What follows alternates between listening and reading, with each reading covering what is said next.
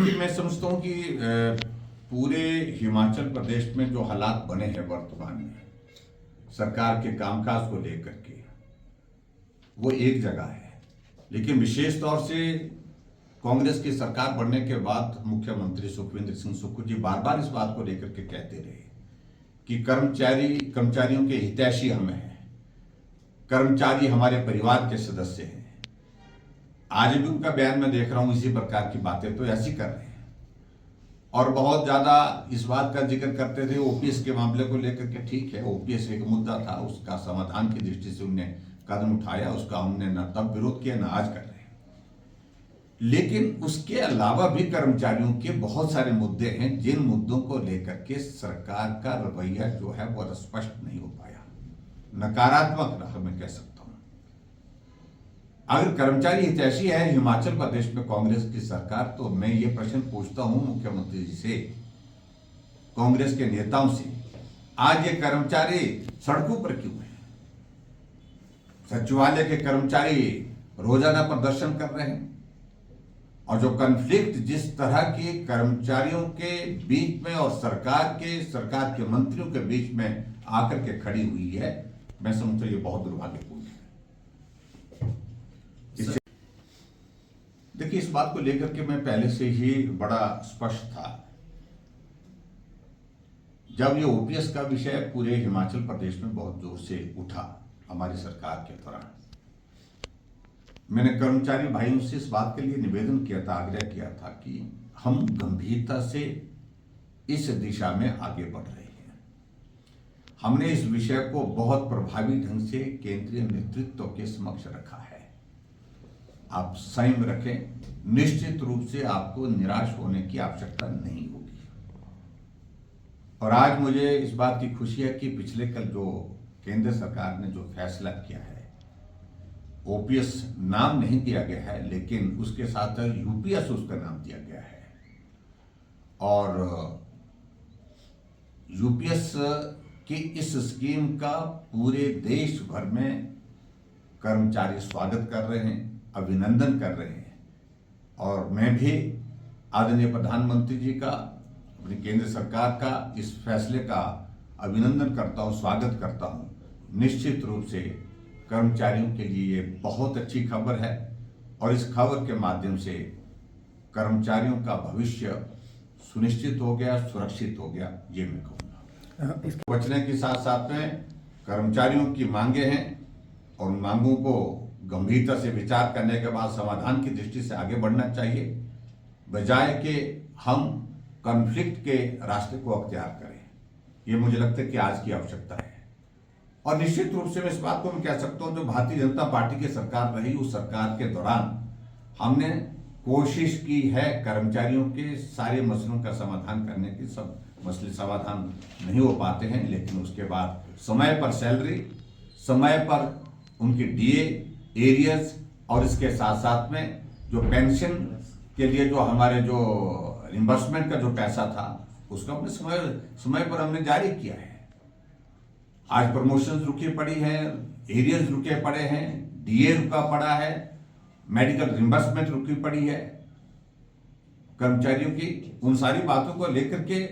सरकार को करना चाहिए था, लेकिन मैं इस बात को देख रहा हूं कि कर्मचारियों के भी कई गुट आकर के आपस में कॉन्फ्लिक्ट होकर लड़ रहे हैं। एक कह रहा कि हमें मान्यता दे, दूसरा कह रहा है हमें मान्यता दे। तीन जो है कर्मचारियों के तीन चार गुट बने पड़े हैं। तो उस पर मुझे ज्यादा कुछ कहने की आवश्यकता नहीं, मैं सिर्फ इतना ही कहना चाह रहा हूं, कर्मचारियों के जो जेन्युइन इश्यूज हैं, मुख्यमंत्री को बुलाना चाहिए, कर्मचारियों को उनके साथ बैठ करके बात करनी चाहिए, समाधान करना चाहिए। कर्मचारी हितैषी की भाषण तो बहुत बोलिए, लेकिन कर्मचारियों के हित में आपने 2.25 वर्ष के कार्यकाल में कुछ किया ही नहीं है, ये हकीकत है। आज समय पर कोई भी चीज कर्मचारियों को नहीं मिल पा रही है। सर, विधान नरेंद्र मोदी जी जब से इस एक अद्भुत कार्यक्रम की शुरुआत करने के बाद आगे बढ़े हैं, जिसका नाम मन की बात है, एक भी दौर के बाद ऐसा नहीं कि मन की बात का कार्यक्रम पूरे देश भर में करोड़ों लोगों ने नहीं सुना। सब लोग इंतज़ार करते हैं कि मन की बात का आज का ये कार्यक्रम है जो हर महीने के अंतिम रविवार को होता है, 11 बजे होता है। और सिर्फ बीच में लोकसभा के चुनाव के दौरान कुछ वक्त के लिए इसमें जो है वो बाधा आई थी चुनाव आचार संहिता की वजह से, व्यस्तता की वजह से, लेकिन उसके पश्चात लगातार मन की बात का कार्यक्रम पूरे देश के लोग प्रधानमंत्री नरेंद्र मोदी जी की आवाज़ में सुन रहे हैं। और मुझे इस बात को लेकर के भी प्रसन्नता है कि आज भी मन की बात में प्रधानमंत्री जी ने बहुत महत्वपूर्ण पहलू पर प्रकाश डाला, और जिसमें मुझे बहुत अच्छा लगा कि जो IIT मद्रास के जो रिसर्च कर रहे थे बच्चे, जो स्टूडेंट्स हैं, उनके साथ इंटरेक्ट किया और बहुत महत्वपूर्ण जानकारी भी हासिल की, और उसके साथ साथ में उन सब बच्चों को हौसला भी दी कि आप आगे बढ़ें और सरकार आपको हर तरह से आपके कार्य में, जो पर्टिकुलरली जो स्टार्टअप की बात उसमें हुई और ख़ासतौर से स्पेस से जुड़े हुए विषय को लेकर के जिस तरह से वो रिसर्च कर रहे हैं, ऐसे में पूरा मदद करेगी, ये भी प्रधानमंत्री जी ने कहा। और मैं ये भी कहूँगा कि जो प्रधानमंत्री जी का ये कार्यक्रम जिस प्रकार से लोकप्रिय हुआ है पूरे देश भर में, जिसके माध्यम से बहुत महत्वपूर्ण जानकारियां प्राप्त होती है, और जानकारियां प्राप्त होने के साथ साथ में ऐसे लोगों को बहुत बड़ा एक्सपोजर भी मिलता है जिन लोगों ने बहुत अच्छा काम किया होता है, बहुत मेहनत करके, लेकिन एक्सपोजर नहीं मिला होता, उनको पहचान नहीं मिली होती है। ऐसे लोगों को उनके काम को पहचान मिले, प्रधानमंत्री जी के इस मन की बात के माध्यम से बहुत बड़ी सफलता और बहुत बड़ा एक एक्सपोजर मिलने की जो है गुंजाइश निकल आती है, जिसको प्रधानमंत्री जी हमेशा करते हैं। मित्रों, आज इसके पश्चात हमारा जो एक अभियान चल रहा है, सदस्यता अभियान, जिसकी शुरुआत 1 तारीख को हमारे देश के प्रधानमंत्री नरेंद्र मोदी जी की सदस्यता होने के साथ शुरुआत होगी 1 सितंबर को। मैं ये कहूँगा कि भारतीय जनता पार्टी आज देश की, दुनिया की सबसे बड़ी पार्टी है, और भारतीय जनता पार्टी के सदस्यों की संख्या अगर हम कहें तो पूरे दुनिया के सब राजनीतिक दलों से सबसे ज्यादा है। और मैं ये भी कहना चाहता हूं कि सदस्यता अभियान की शुरुआत पूरे देश भर में प्रधानमंत्री जी की सदस्यता ग्रहण करने के बाद जब होगी, तो हिमाचल प्रदेश ने भी अपने एक लक्ष्य निर्धारित किया है, और उस लक्ष्य के मुताबिक हिमाचल प्रदेश में हर मतदान केंद्र पर 200 भारतीय जनता पार्टी के सदस्य,